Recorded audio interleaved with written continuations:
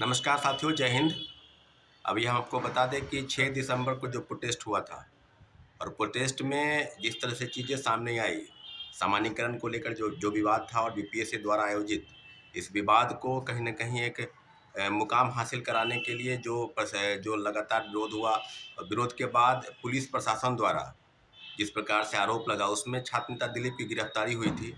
तो आज आपको बता दें कि दिलीप भाई की रिहाई का जो ऑर्डर है पटना सिविल कोर्ट द्वारा ये मिल गया है और संभवतः कल शाम तक उनको जमानत की जो प्रोसेस है, अभी वो बेऊर जेल में बंद है। तो बहुत बड़ी खुशखबरी है आप सबों के लिए, छात्र हित के लिए, छात्र राजनीति के लिए और उन सभी को एक जोरदार तमाचा है जो छात्र राजनीति को गंदा करने का प्रयास कर रहे थे। एक क्रेडिट लेने का होड़ और जो पीआर, जो चेहरा चमकाने का प्रयास था कि छात्र राजनीति को हम चाहते हैं कि हम लोग लीड करें, हम लोग उनकी समस्याओं को लड़ें। तो बेशक शिक्षक की भूमिका में ही रहें।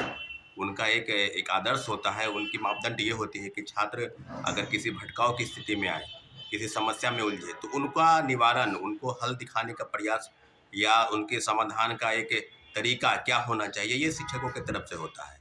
उल्टे जिस प्रकार से नॉर्मलाइजेशन को लेकर जो विवाद था, उस विवाद में कहीं न कहीं पूरी तरीके से अब पर्दाफाश हो चुका है कि कई शिक्षक जो है बिल्कुल समर्थन करते नजर आए और समर्थन इस प्रकार से कर रहे थे, जैसे लग रहा था कि छात्र से उनको कोई मतलब ही नहीं है।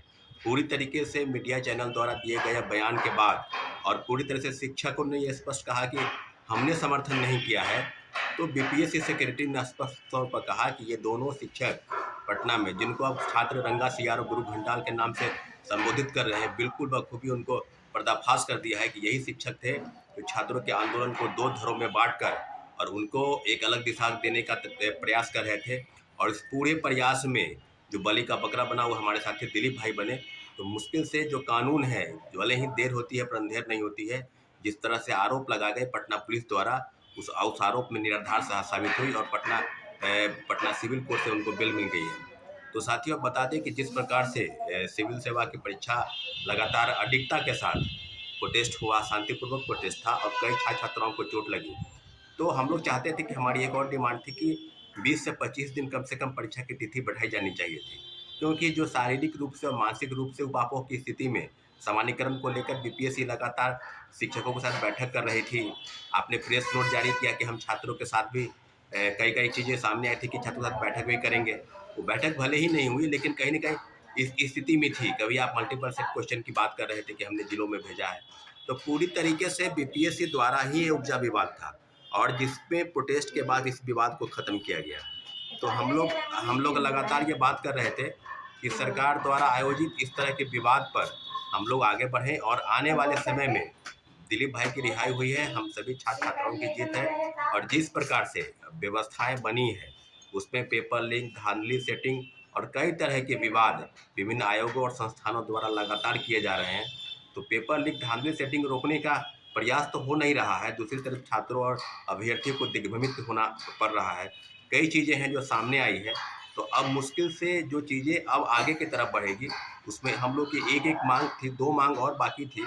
उसमें थी कि जो पोर्टल है बीपीएससी का, वो अंतिम समय में क्रैश कर गया था। कहीं न कहीं छात्रों अभ्यर्थियों को फॉर्म भरने में दिक्कत हो रही थी। कम से कम 4 या 5 दिन उनको और अतिरिक्त समय चाहिए था। इस मांग को लेकर भी हम लोग लगातार गुहार लगा रहे थे।